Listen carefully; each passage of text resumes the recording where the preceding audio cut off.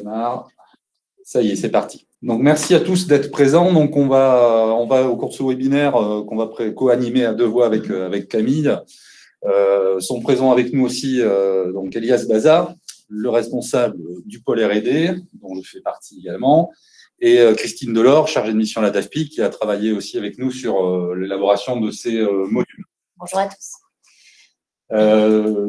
Donc on va organiser ça en 5-6 temps. On va d'abord vous repréciser un petit peu le contexte dans lequel c'est organisé la création de ces modules.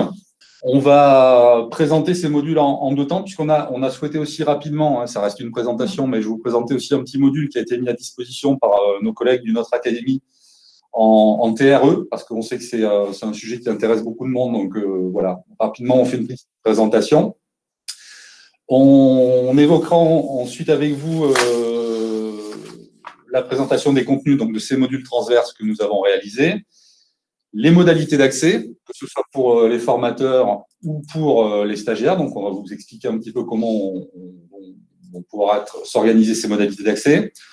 On fera un petit zoom sur la partie réglementation, formation à distance, c'est-à-dire notamment, puisque ça part d'une commande liée au PRF, les justificatifs demandés par la région et les moyens d'obtenir les traces de ces preuves.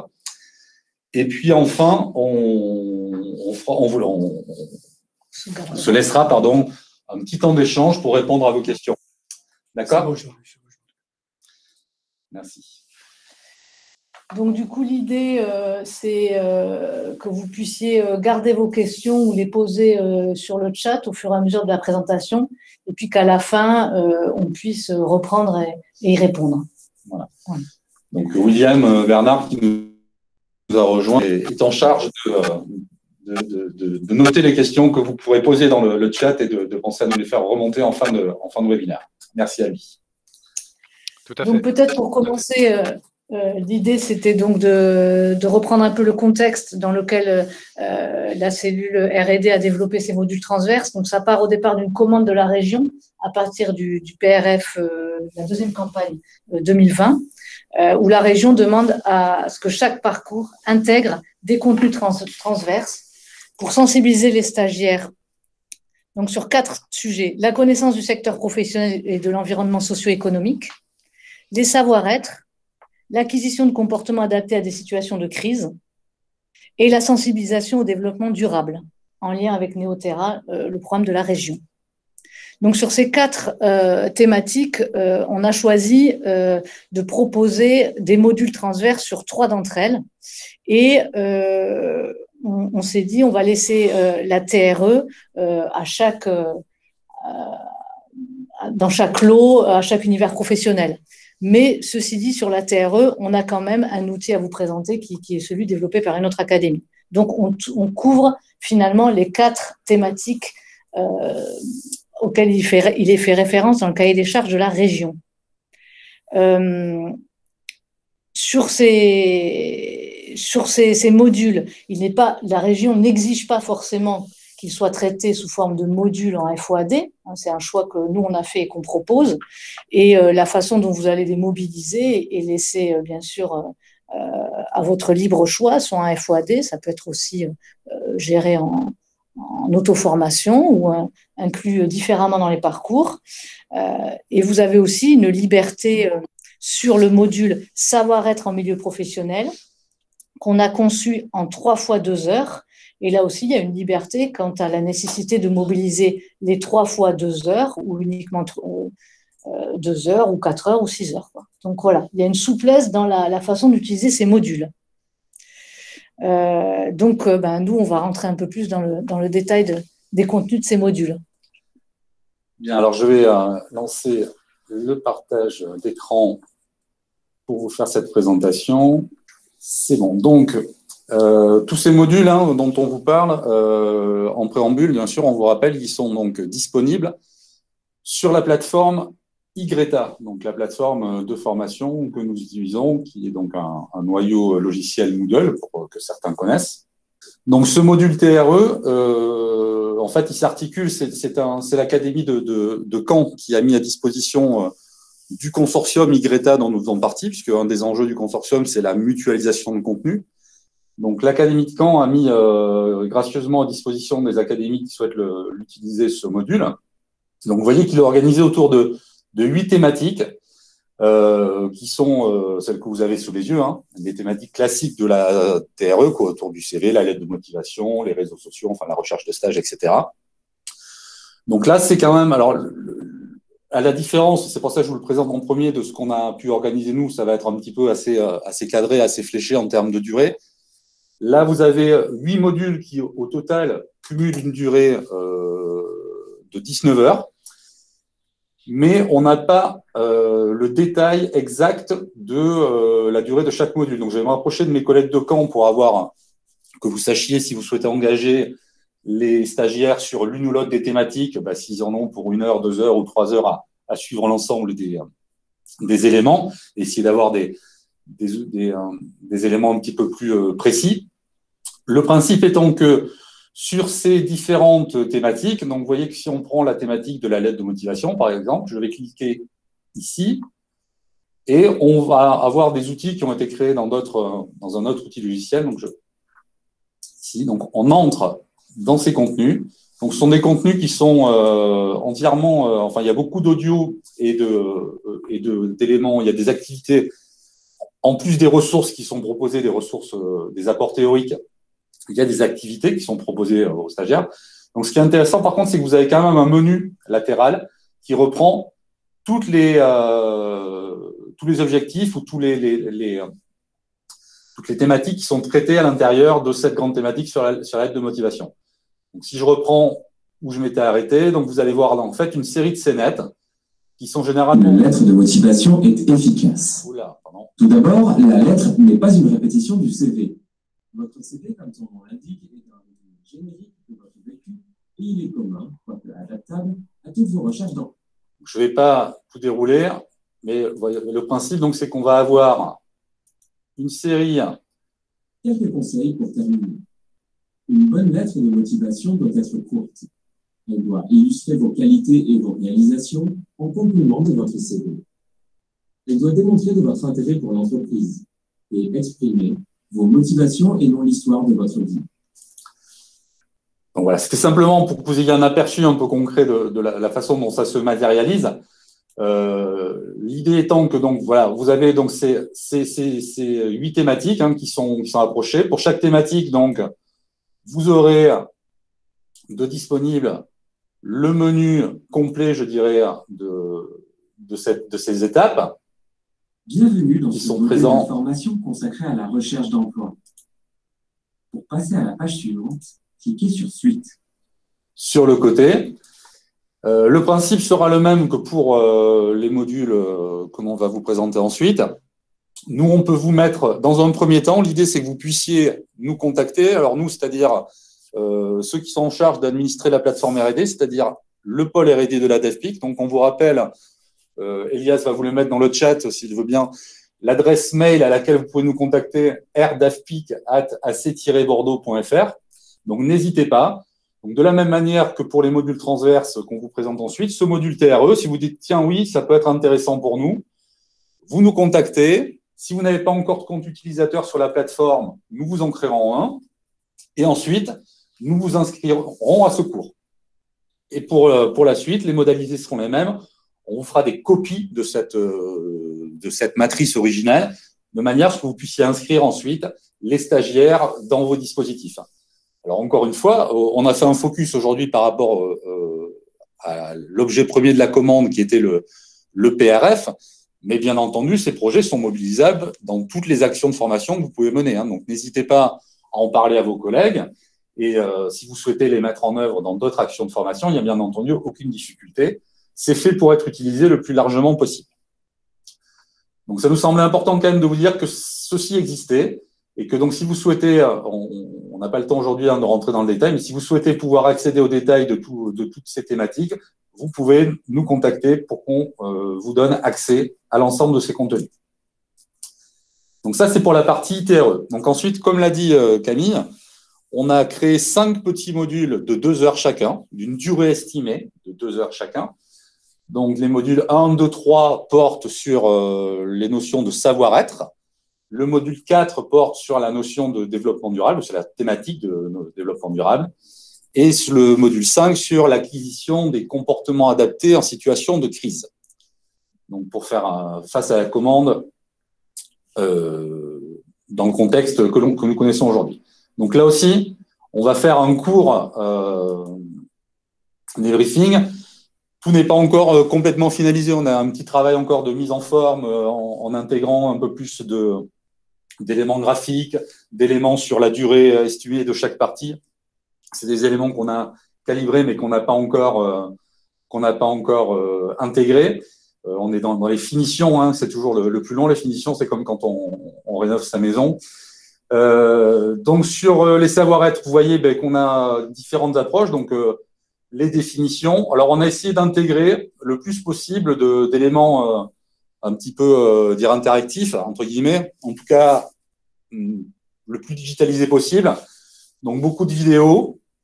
Donc là, dans ces modules, on remercie au passage les 2 formatrices du Greta, sur l'agence de Dordogne qui sont intervenues, la Vanessa Roussari et Cécile Montastier, pardon, voilà, avec qui on a mené ce travail. Donc, on a des petites capsules vidéo de présentation, d'introduction sur ces modules. Et puis, on va avoir à chaque fois, donc, on a une iconographie, pardon, qui est un peu spécifique. Quand on a ces petits drapeaux là, ça signifie souvent qu'on est sur des quiz, hein, en fait, qu'on a réalisés. Donc voilà, à partir de CNET, avec différentes possibilités de questions à choix multiples, etc., etc. On a essayé aussi d'intégrer, dès qu'on le pouvait, des activités qu'on a conçues avec un autre logiciel, qui sont plutôt pour les activités dites d'association, de glisser, déposer, etc. Donc, je vais essayer de vous en trouver en naviguant ici, par exemple, voilà, sur la notion d'attitude professionnelle. Donc là aussi, de la même manière qu'on était un petit peu sur le module TRE, on ouvre un package qu'on a intégré dans la plateforme, avec là aussi des consignes oralisées généralement. Donc voilà, là des activités. Pardon, j'ai pas relancé une nouvelle tentative, ce qui fait que j'arrive déjà à la fin de mon résultat. Et donc là, c'est une activité de glisser-déposer où il faut retrouver. Je vais refaire peut-être Pardon. Hop, je reprends. Voilà, nouvelle tentative. Donc, on va repartir du début. Ce sera plus explicite. Donc, vous voyez, voilà, l'idée étant que sur une série là, de définitions correspondantes à certaines attitudes qu'on peut avoir en entreprise, eh bien, voilà, le principe est de retrouver, d'aller glisser, déposer. Donc, on a essayé d'intégrer pas mal d'activités en ce sens. Donc, on retrouve également dans la partie savoir-être, donc sur la partie ici qui est plus liée à la communication. Donc là aussi, on a les formatrices qui sont prêtées volontiers au jeu et on a pu faire un exercice, alors que je le retrouve ici, où elles se sont mises en scène sur un entretien d'évaluation. Donc, on a pu réaliser une capsule vidéo, là je la fais dérouler, je ne mets pas forcément le son, mais voilà, sur un entretien d'évaluation entre une salariée et une responsable RH. Donc voilà, on a pu organiser cette petite capsule vidéo qu'on a enregistrée ici à la DAFPIC et associer à cette capsule vidéo un exercice sur repérer là aussi les attitudes dans la communication verbale et non verbale de l'un de l'autre qui trahissent un petit peu un comportement, des choses comme ça. Et sur la partie, donc le 3e module, hein, sur la partie savoir-être, il est plus lié du coup à l'entreprise, culture d'entreprise, attitude et comportement au travail. Vous voyez un petit peu les thématiques qui sont proposées. Voilà, avec toujours quelques apports texte et puis des exercices qui viennent ponctuer ça ou des activités pour les stagiaires. Voilà, donc des glissés-déposés, voilà. Chaque fois, on a essayé d'avoir une variété dans les exercices qui sont proposés. Peut-être pour préciser, sur ces 3 modules qui sont liés au savoir-être, il n'y a pas de progressivité automatique du M1, M2, M3. Ils sont, disons, conçus comme 3 modules indépendants et mobilisables et articulables comme chacun le souhaite. Et Camille a raison, effectivement. On met à disposition ces contenus, Et après, libre à vous de les utiliser comme on vous semble. Donc, on va vous préciser les conditions d'utilisation si vous souhaitez les mobiliser en formation à distance, donc par rapport aux attendus de la région et par rapport aux attendus de la formation à distance. Mais si vous souhaitez les utiliser en présentiel, en centre de ressources, enfin, les diffuser pendant des séquences en présentiel aussi, et rien ne vous, enfin, rien. Vous avez là aussi la complète liberté d'utilisation, ou simplement les mettre à disposition en complément des modules qui sont assurés en présentiel, en complément de ce que vous proposez aux stagiaires, hein, pour aller plus loin, on pourrait dire, comme un langage qu'on adopte ici. Donc ça, c'est pour la partie sur les savoir-être. Alors, c'est vrai qu'on passe un petit peu au pas de course, mais l'idée, encore une fois, c'est vous donner un peu une image de ce à quoi ça ressemble, c'est pas de rentrer dans le détail des contenus, puisque là, le mieux, c'est que les formateurs intéressés puissent y avoir un accès et puissent aller un peu découvrir et tester, là aussi, les activités qu'on a mises en place. Et éventuellement, d'ailleurs, ce sera important pour nous d'avoir ce regard des formateurs qui pourront peut-être nous dire, bah oui, là, attention, il y a un problème ici, il y a un problème là, ou cette activité, elle n'est pas tout à fait aboutie, ou il manque quelque chose. On pourrait effectivement retravailler ces éléments dans ce sens. Donc, de la même manière, le module M4… Jean-Louis ? Oui. Jean-Louis ? J'ai levé la main depuis un petit moment, mais je voudrais pas que tu passes à autre chose. Il y a deux petites questions simples qui sont en lien avec ce que tu viens de présenter. On demande si les apprenants auront accès à des fichiers téléchargeables à la fin des modules ou à la fin de la formation. Et deuxième question, s'il y a échec au quiz, par exemple dans les quiz qui ont été présentés, est-ce que le stagiaire est bloqué dans sa progression? Non. Alors, on n'a pas mis de conditions bloquantes sur puisque là, on n'est pas dans la diversité des situations qui seront présentées, donc il n'y a pas de conditions bloquantes.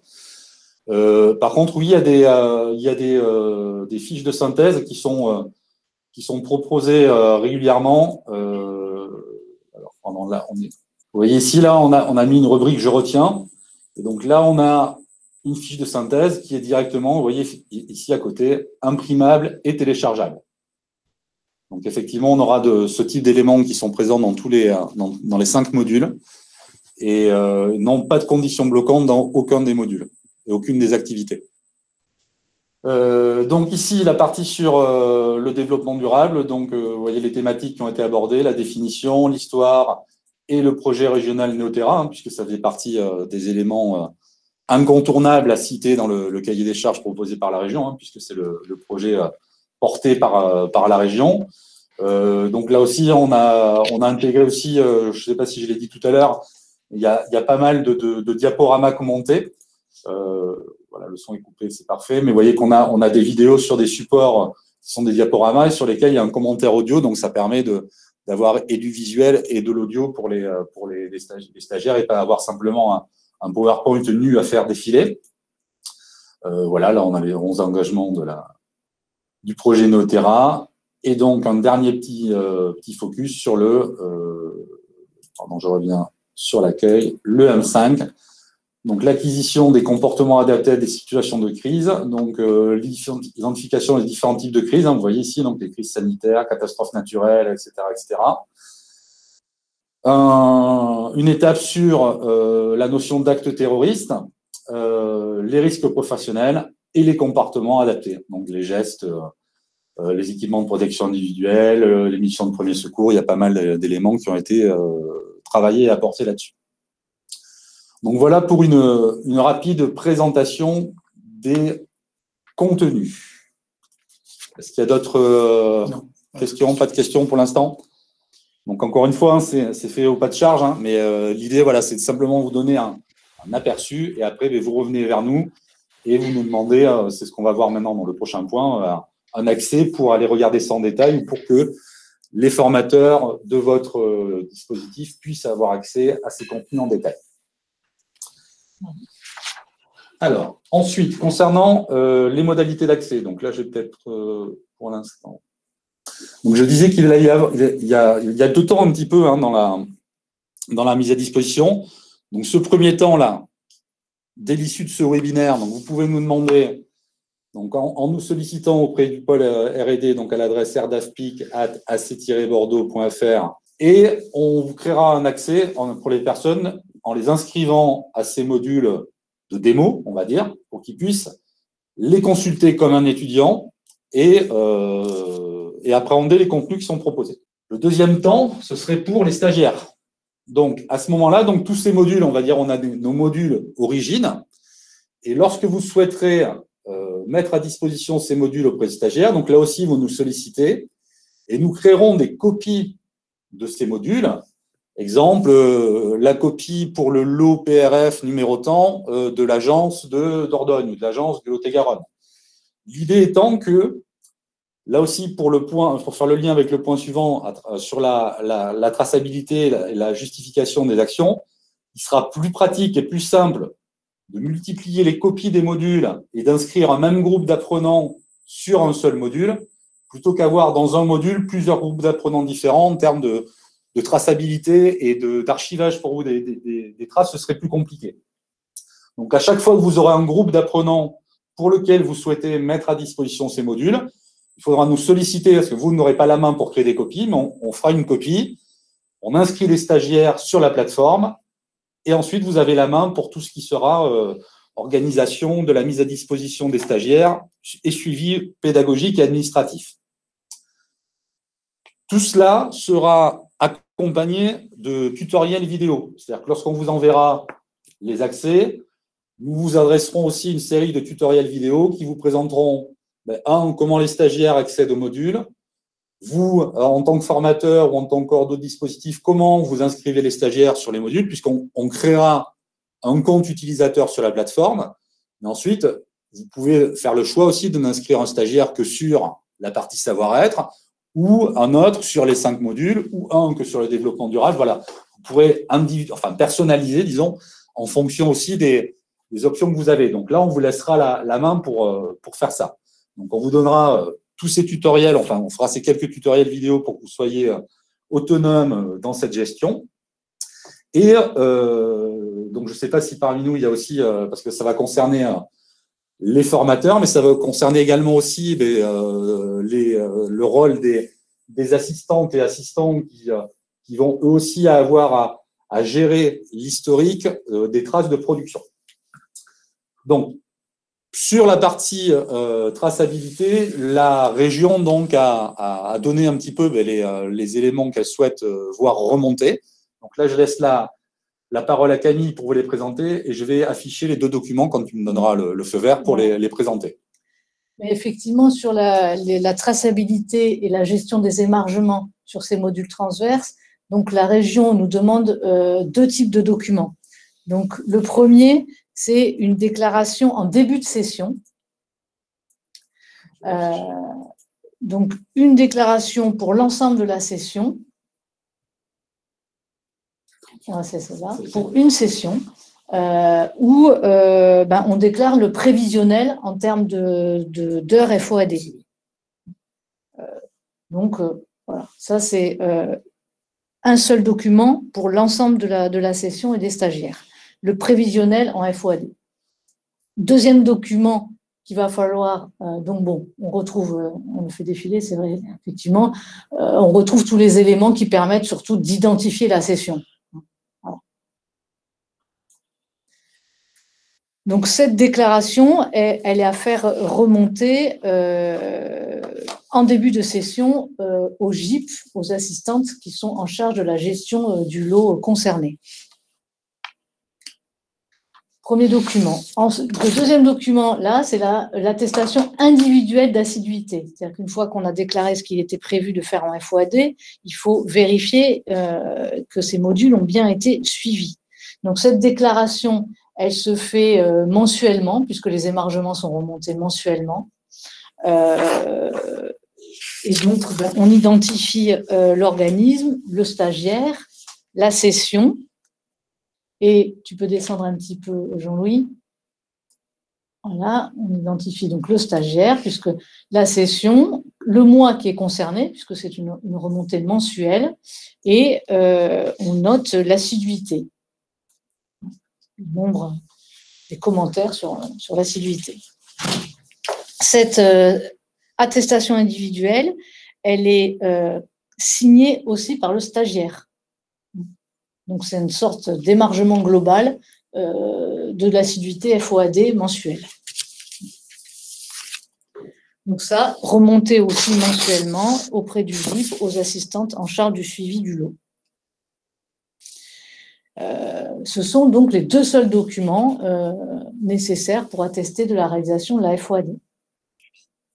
Alors pour ceux qui, ça va peut-être faire ressortir quelques questions, pour ceux qui sont un petit peu au fait de la réglementation spécifique de la formation à distance et ou ceux qui ont participé au webinaire qu'on a pu organiser avec le pôle R&D ou à tous ces éléments, ce qu'on peut vous dire, c'est quand même que les attentes de la région sont très légères au regard de ce cadre réglementaire.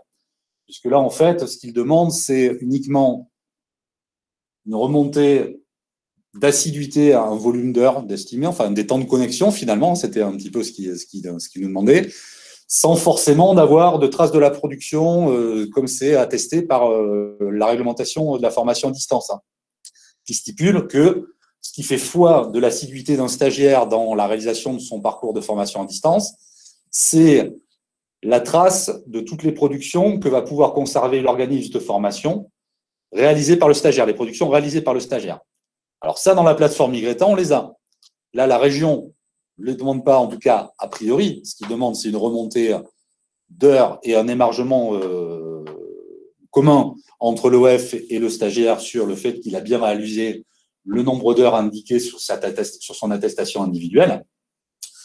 Nous aussi, là, on a les outils dans la plateforme pour pouvoir avoir d'autres éléments. Donc, on vous engage à utiliser, à mobiliser ces outils pour avoir des arguments, parce qu'on ne sait jamais aussi. Hein, pour pouvoir compléter cette attestation d'assiduité. Déjà pour la compléter et pour également aussi avoir des arguments si des fois la région revient vers vous pour avoir des compléments d'information ou remet en doute ou en question parfois certaines déclarations, ce qui pourrait arriver. Parce qu'effectivement, si sur la session il est prescrit l'ensemble, par exemple, des modules, donc ça fait 10 heures sur ces modules transverses en FOAD, c'est ce qui est donc prévu au démarrage, c'est la déclaration en début de session, et puis au fur et à mesure de la réalisation, il va falloir attester que un module a été fait, donc 2 heures, hein, ou 2 modules, donc 4 heures, et là c'est co-signé par le stagiaire et par l'organisme.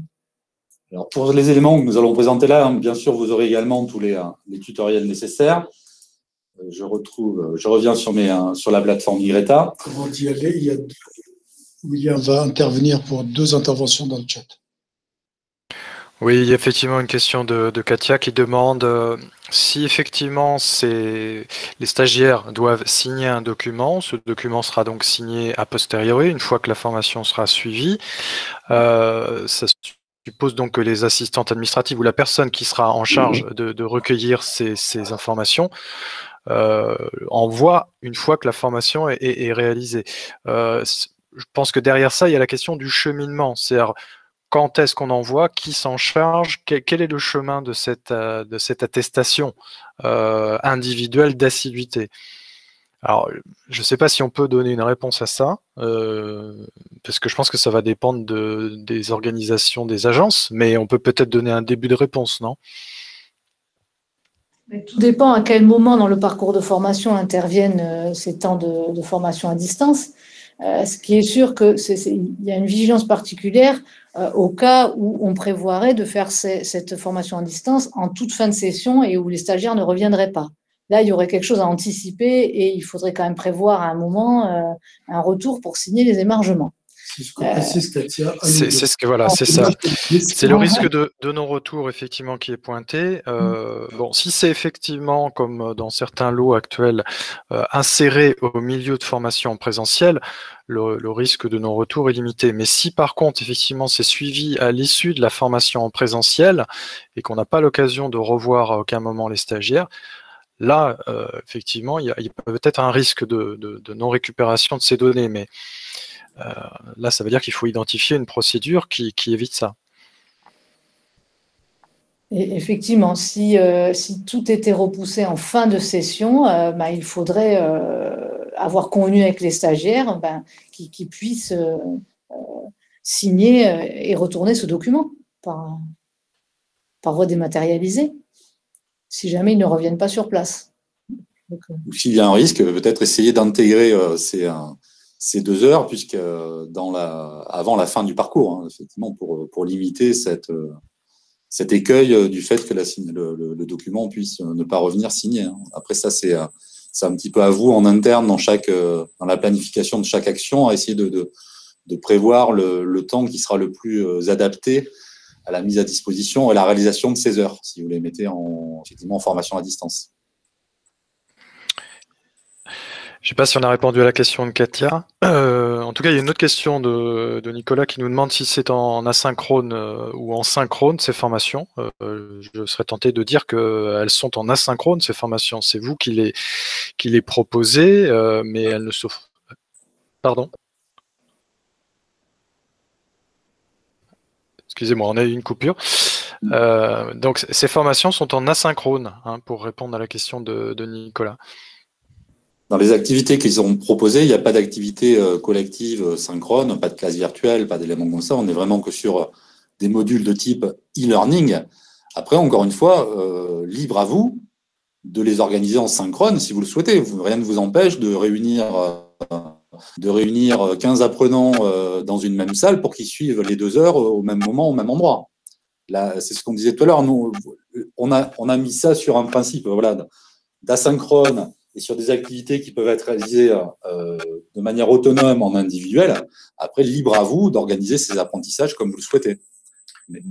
Sachant que lors de la duplication du parcours pour la mise à disposition avec inscription des stagiaires, nous, on va vous demander quel est le référent pédagogique pour l'intégrer. Parce qu'on ne peut pas laisser en asynchrone, en distanciel, le parcours, le stagiaire livré à lui-même pédagogiquement parlant. C'est ce qu'avait indiqué dans le courriel qui est parti de la cellule appel d'offres. Hein, on vous rappelle, hein, on insiste sur le fait que ce serait bien, qu'il est important, nécessaire qu'il y ait un binôme à chaque fois d'établi pour chaque duplication de modules, un binôme pédagogique et administratif, donc avec un formateur ou une formatrice et une assistante ou un assistant qui soit bien identifiés et qui seront effectivement les garants à la fois du bon déroulé pédagogique du parcours et de l'archivage et de l'attestation des données, ce qui pourra permettre du coup la réalisation et des attestations individuelles pour les stagiaires. Effectivement, le référent administratif ayant pour mission de renvoyer, de compléter ces 2 attestations, l'attestation préalable d'estimation du volume FOAD et puis les attestations individuelles et mensuelles. Ça, c'est le rôle du référent administratif et le référent formateur pédagogique pouvant faire le lien, puisque l'idée, c'est quand même que ces modules puissent s'intégrer et faire écho à ce qui est fait aussi par ailleurs dans le parcours de formation du stagiaire.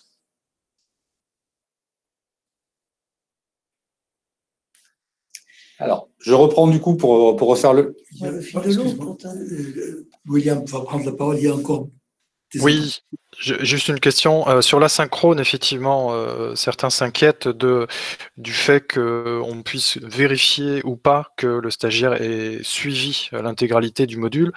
On avait évoqué ce point avec la façon dont les activités sont conçues. Normalement, les quiz et autres permettent justement de s'assurer de ce suivi. Jean-Louis, tu peux confirmer ? C'est l'objet du point suivant. D'accord, donc on anticipe, on va y répondre. Donc, si je suis toujours en partage d'écran, donc vous avez sous les yeux, là, on est sur le module M5. Alors, j'attire votre attention, vous voyez que dans chaque section, on appelle ça une section, dans chaque thématique abordée, en face des activités ici qui sont proposées, hein, que ce soit des ressources pédagogiques ou des productions, on a en face, vous voyez, une petite case là qui correspond à cette activité. Alors, toutes ces cases, en fait, elles correspondent justement à ce qu'on va considérer comme l'achèvement de l'activité. Et cet achèvement d'activité, on le retrouve aussi dans d'autres indicateurs qu'on va aborder plus en détail, mais au moins un visuel tout à côté. Vous voyez qu'ici, on a une barre de progression dans le parcours. En fait, on retrouve l'ensemble des activités. Vous voyez, chaque petite barre est une activité différente. Hein. Vous voyez, quand je déplace ma souris, que je suis ici sur la fiche synthèse, ici sur un quiz, ici sur des ressources, etc. Et déjà, le repère visuel, c'est que quand vous avez du bleu, c'est que vous n'avez rien réalisé encore dans votre parcours. Et plus vous avancez, plus le stagiaire avance dans la réalisation des activités, plus les barres se transforment en vert. Alors, là, c'est important et c'est effectivement, pour répondre aux questions que vous vous posez, il y a deux niveaux pour déterminer l'achèvement d'une activité. Il y a les ressources de type quiz ou activité, glisser, déposer, enfin, à chaque fois qu'on a un exercice ou une production, quand il y a quelques exercices où il y a des questions ouvertes ou des petites productions écrites, à chaque fois qu'on a des éléments pour lesquels on a pu intégrer une correction automatisée, comme ça, donc tous ces drapeaux-là, ou tous ceux que tout à l'heure je vous montrais avec les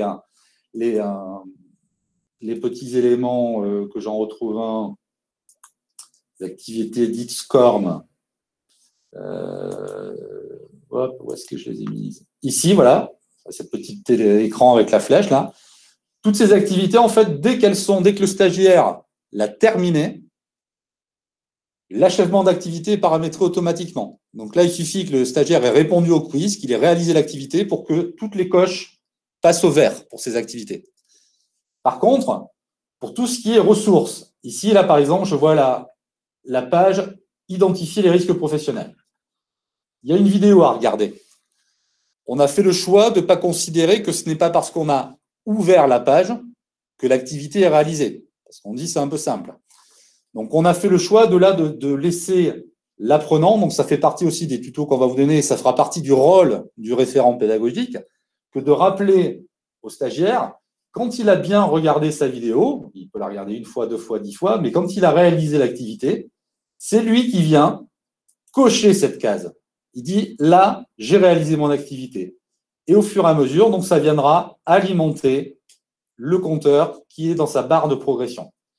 Donc, je répète, hein, pour tout ce qui est activité type exercice, l'achèvement d'activité est paramétré automatiquement.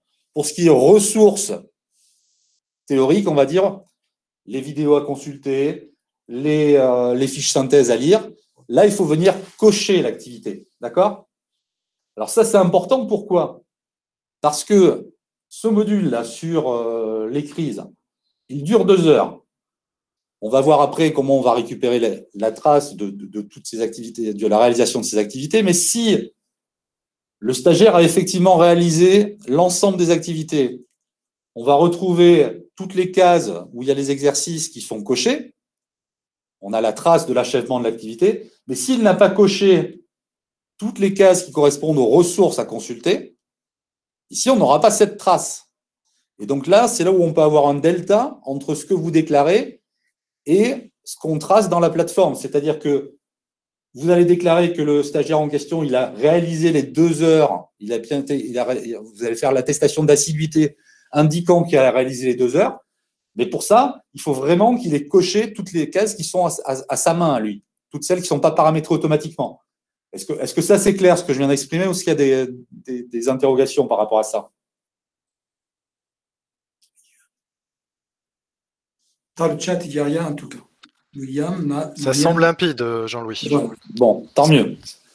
Alors, je vais prendre, comme là on est sur des modules qui sont en cours de finalisation et qu'on n'a pas de stagiaire inscrit dessus, pour que la démonstration ou l'exemple soit un petit peu plus parlant, je vais utiliser un autre module, voilà, qui est un module qui est en train qui a été réalisé par le CAFOC sur la formation de formateurs avec des formateurs du Greta. Alors, je ne sais pas, j'en ai pas vu, mais il y en a peut-être parmi eux. J'espère qu'ils ne m'en voudront pas si je me sers d'eux comme exemple. Donc, dans cette plateforme, ce qu'on va pouvoir retrouver en fait comme élément pour coller dans un premier temps à la commande de la région. La région, finalement, ce qu'elle nous demande, c'est une trace de certifier la réalisation des activités et d'avoir des éléments, demander un compteur aussi de connexion, hein, me semble-t-il. Alors, elle nous demande de remonter effectivement cette attestation qui est co-signée. Mais nous, derrière, comme élément de preuve, pour pouvoir co-signer cette attestation, il faut bien effectivement que le référent administratif sache sur quoi se baser ou qu'on puisse lui dire, ben oui, effectivement, le stagiaire l'a suivi. Donc, il faut que dans le back-office, on soit en mesure d'aller voir s'il y a eu connexion et si des activités ont été réalisées. Donc, on va faire ça en 2 temps. Premièrement, sur la partie temps de connexion.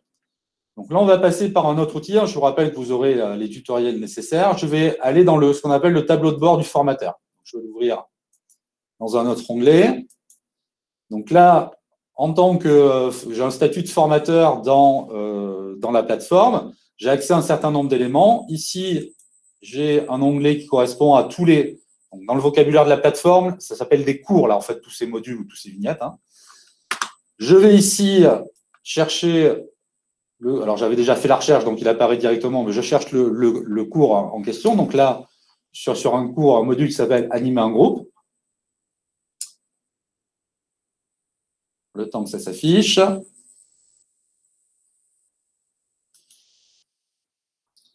Voilà.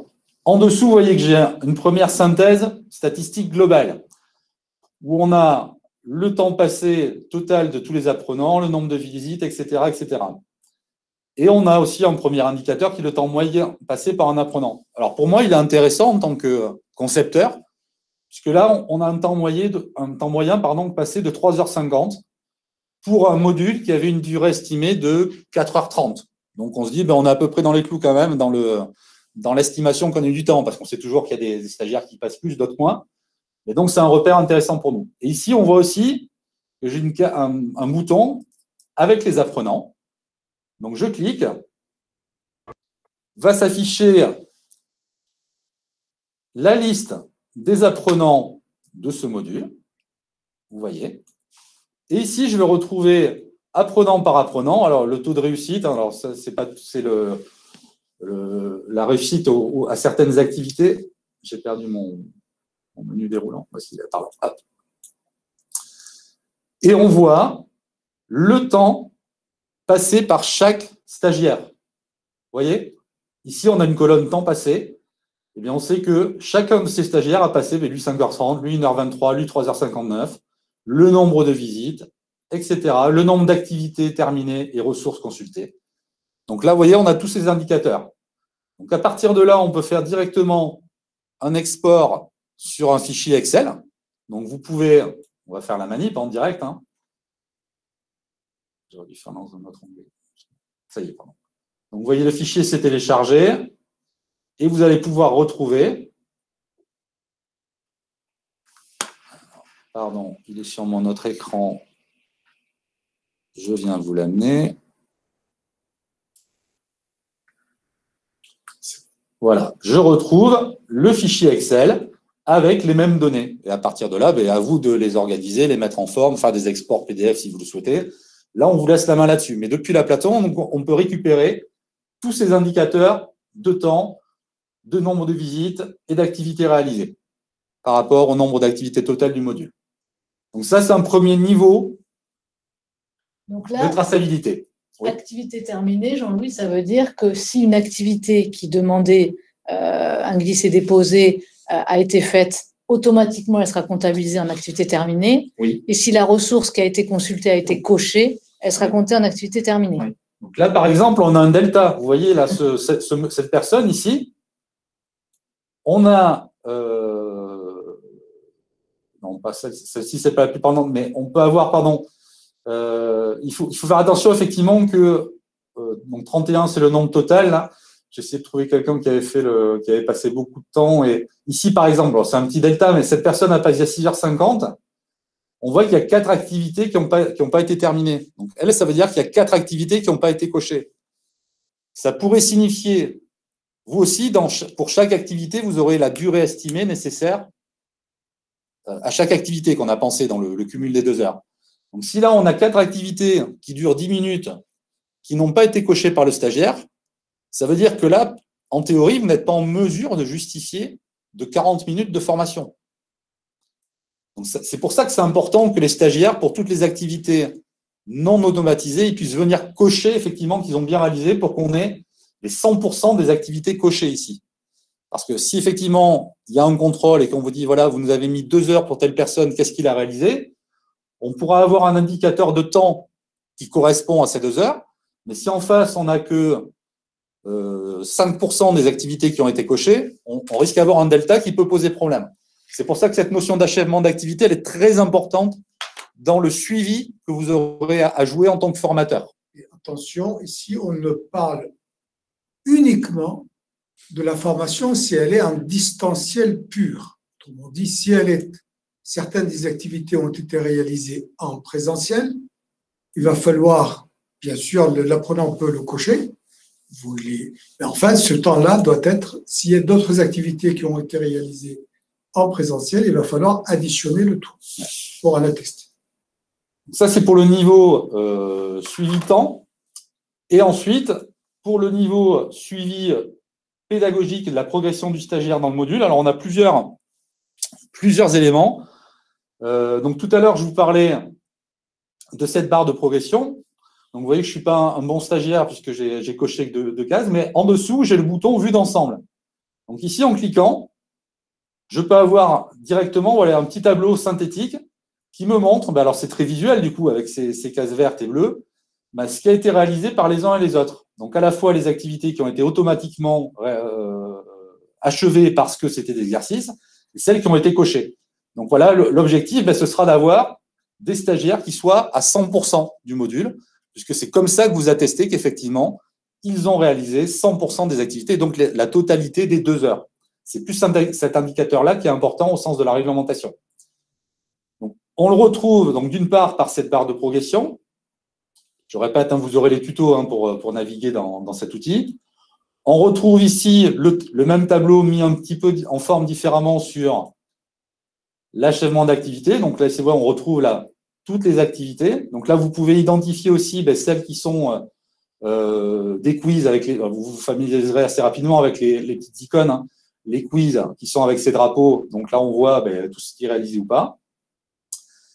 Et puis enfin, le dernier niveau, là où on rentre plus précisément dans le suivi pédagogique, c'est ici dans ce panneau qui correspond aux activités.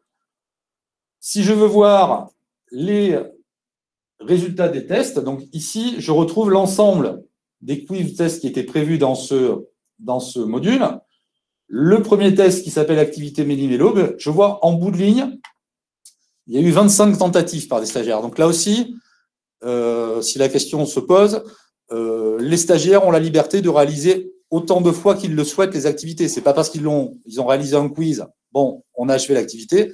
S'ils veulent les recommencer, à nouveau, ils peuvent les refaire.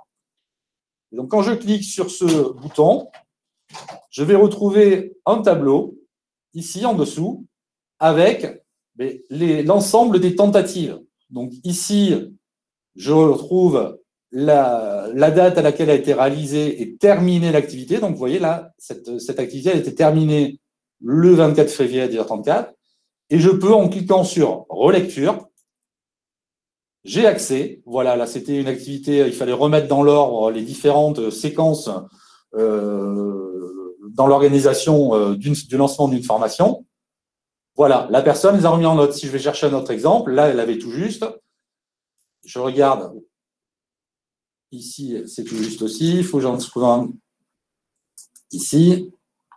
Ah, voilà. Là, on voit la personne a mal positionné trois des thématiques. Donc, ça vous permet d'avoir, là aussi, un regard sur ce qui a été réussi, maîtrisé ou moins bien maîtrisé par les stagiaires aussi en termes de suivi pédagogique. Donc, voilà pour les différents niveaux de suivi, à la fois le suivi administratif sur la durée de connexion, la fréquence des connexions, les dates de connexion, puisqu'on a aussi ces remontées entre la première inscription et la dernière connexion, et les résultats ou le suivi de la progression dans les activités et les résultats aux activités proposées. Voilà, donc c'était l'objectif de la présentation qu'on souhaitait vous faire. Donc, on va prendre un temps pour répondre à vos questions.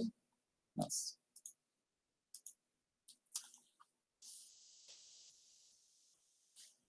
Est-ce que ça vous a semblé clair déjà, dans un premier temps? Pas trop compliqué et adapté à ce que vous envisagiez ou aux besoins que vous pouviez avoir. Moi, j'ai juste une question. Puisqu'on doit remonter l'assiduité mensuellement, j'ai vu que sur le compteur de connexion, c'est un compteur qui globalise le nombre d'heures. On ne peut pas savoir, par exemple, sur le mois de novembre, il s'est connecté 2 heures, sur le mois de décembre, 4 heures. Ça mutualise tout. Parce que je me mets à la place de l'assistante administrative qui doit recenser ou du prof référent, du formateur référent. On peut pas avoir une idée parce que j'ai vu sur les activités, les temps sont, mais il n'y a pas les temps avec les dates, c'est noté, mais sur la globalité du module, est-ce qu'on pourrait pas avoir le temps de connexion par mois? Ça faciliterait justement le remplissage de cette attestation. Je sais pas si je suis claire dans ce que je dis. Après, ça dépend à quel moment du parcours vous avez prescrit le module. Si vous pensez le faire réaliser, par exemple, au mois de mars, il ne va pas être à cheval sur 2 mois. Sauf qu'on peut très bien avoir des formations qui courent sur plusieurs mois avec des périodes de FOAD qui peuvent être une partie sur le mois de mars et une partie sur le mois d'avril. Moi, typiquement, là, j'ai une formation qui va démarrer, elle fait 12 semaines en centre. Et où ces modules de FOAD sont placés et sont répartis sur les 12 semaines en centre. C'est pas tout sur le même mois. Alors, effectivement, je vais fouiller, mais je suis pas sûr qu'on ait cet élément, effectivement, de ventilation des durées de connexion mensuellement. C'est un élément qui n'est pas intégré dans la plateforme, me semble-t-il. Ça serait plus facile. J'entends bien. En tout cas, pas à disposition des formateurs. Les administrateurs, peut-être qu'on trouvera un moyen, mais on ne va pas s'amuser à passer en revue. Ah non, mais l'idée, c'était que quelqu'un ait cette information-là pour justement pouvoir le mettre sur l'attestation et le tracer. C'était juste ça, que ce soit formateur ou pas.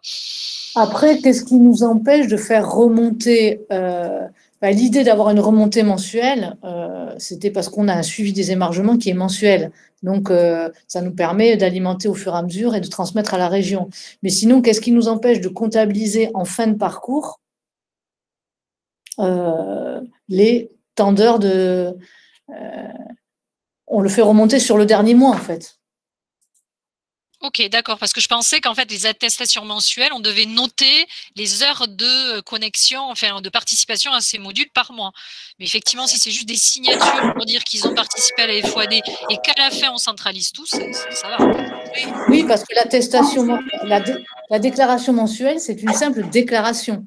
Alors, pour la sécuriser, cette déclaration, on souhaite qu'elle s'appuie sur des éléments qu'on va pouvoir avoir dans le back-office, qui sont les temps de connexion et la réalisation des activités, pour pas déclarer n'importe quoi.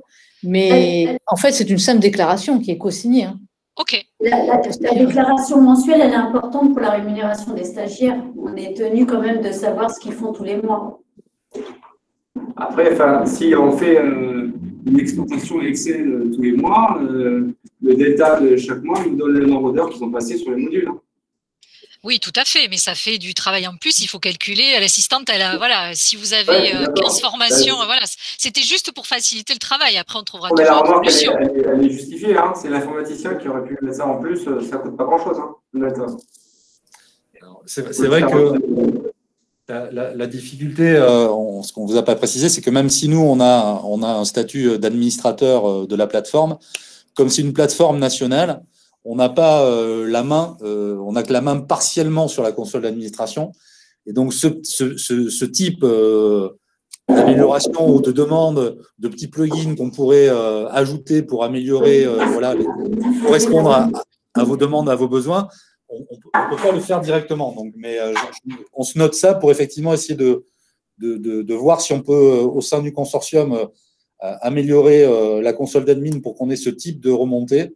Et pouvoir vous les proposer, parce qu'effectivement, on comprend que ça peut être facilitateur.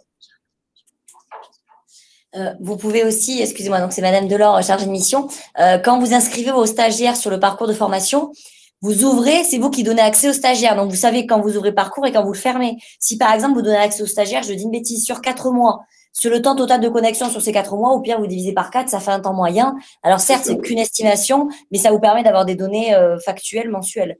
D'accord, donc, ok. Par contre, à vous aussi de bien veiller à ouvrir le parcours à telle date, à tous les stagiaires à la même date et de le fermer à la même date. Comme ça, vous êtes sûr d'avoir au moins, que ce soit un trimestre ou une année scolaire globale, d'avoir vraiment une durée. Après, vous ayez juste à diviser par 12, 10, 8 ou 4 selon la durée. Ok, très bien. D'autres Il y a une participations? question. Est-ce que les assistantes administratives auront accès à YGRETA? Affirmatif. Il faut. Donc, c'est-à-dire que, comme on vous l'a signifié, lorsque vous nous demanderez de vous créer de dupliquer 1 ou 5 ou 6 modules pour les mettre à disposition des stagiaires de votre dispositif, il faudra que vous nous indiquiez, en même temps que la liste des stagiaires, le formateur qui sera le référent pédagogique pour cette action et l'assistante ou l'assistant qui sera le référent administratif pour cette action, de manière à ce qu'eux aussi, effectivement, on les inscrive et ils aient accès à ce module pour pouvoir aller chercher tous ces éléments qu'on vient de vous présenter rapidement.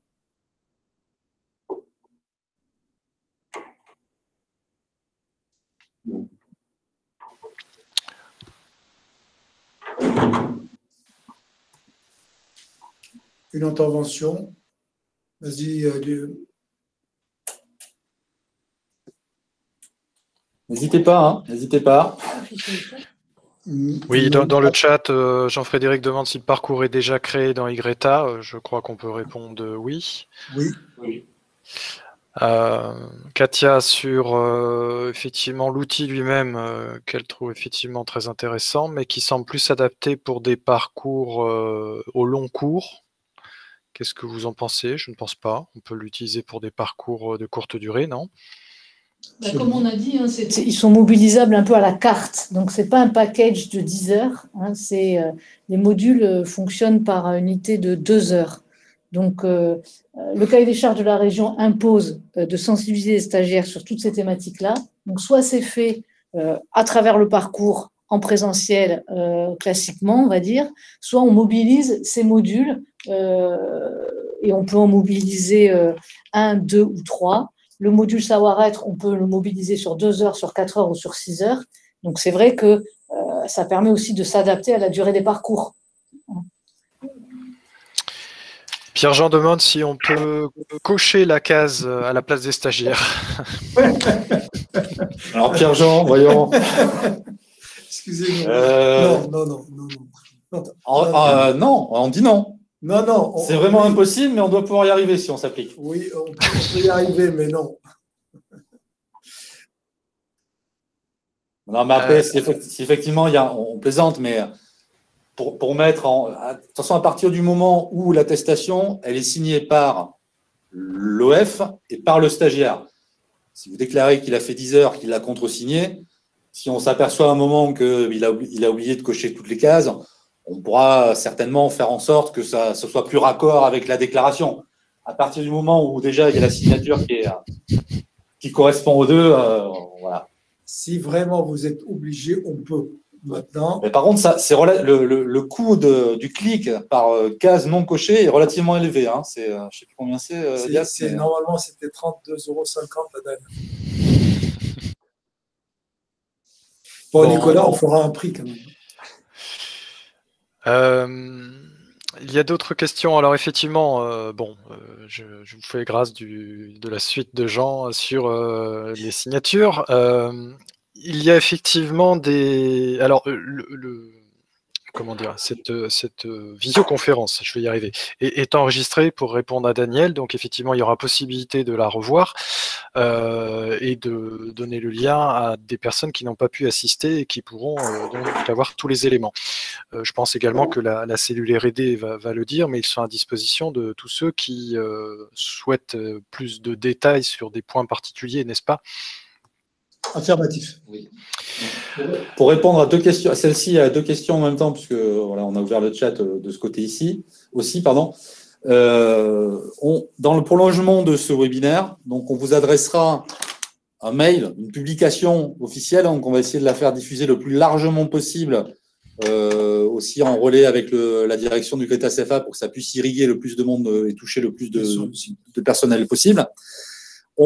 On reprendra donc effectivement une fiche produit qui présentera ces modules avec les objectifs, les durées estimées de chaque module, etc., etc., les modalités d'accès, le lien vers l'enregistrement du webinaire qui sera disponible sur le site web d'AFPIC, que vous connaissez tous maintenant, j'imagine.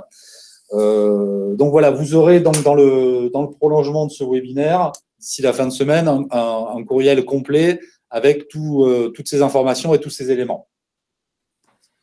Y compris des fiches produits sur les 4 modules? Oui. D'accord. Fiche de présentation, plus qu'une fiche produit au sens du Greta CF1. Et en synthèse, pour remercier tous les acteurs de ce module. Donc, effectivement, le pôle R&D reste mobilisé et vous pouvez nous contacter via de deux façons, par mail ou par formulaire. Je l'ai rappelé parce que quelqu'un l'avait redemandé sur le chat. On rappelle que vous voulez avoir accès, vous nous écrivez soit par mail, soit par chat. Ensuite, quand vous déciderez de mobiliser, de créer une session, vous devez nous fournir 3 éléments pour cela. D'abord, bien entendu, l'endroit, comme Jean-Louis l'a dit, mais surtout les référents et bien entendu, la personne qui va suivre administrativement, ça veut dire l'assistant ou l'assistante administrative. Et je ne reviens pas sur la partie publication que Jean-Louis a dit très bien. Il y aura effectivement, dans la communication qu'on va vous faire en fin de semaine, on vous indiquera aussi donc des tutoriels vidéo. On mettra en lien ces tutoriels vidéo pour utiliser ces modules en tant que stagiaire, en tant que formateur, pour la partie pédagogique, pour la partie suivi administratif, etc. Et bien entendu, en complément de ce que vient de dire Elias, on restera aussi mobilisé dans l'accompagnement une fois que les modules sont mis en route avec vos stagiaires. Si vous avez des stagiaires ou des formateurs, si vous avez des problèmes techniques, un bug ou des choses comme ça, vous pourrez toujours là aussi nous solliciter sur l'adresse RDAFPIC pour qu'on puisse venir vous assister techniquement en cas de souci. Bon, écoutez, si on a fait le tour et qu'il n'y a pas d'autres questions, on vous remercie de votre attention.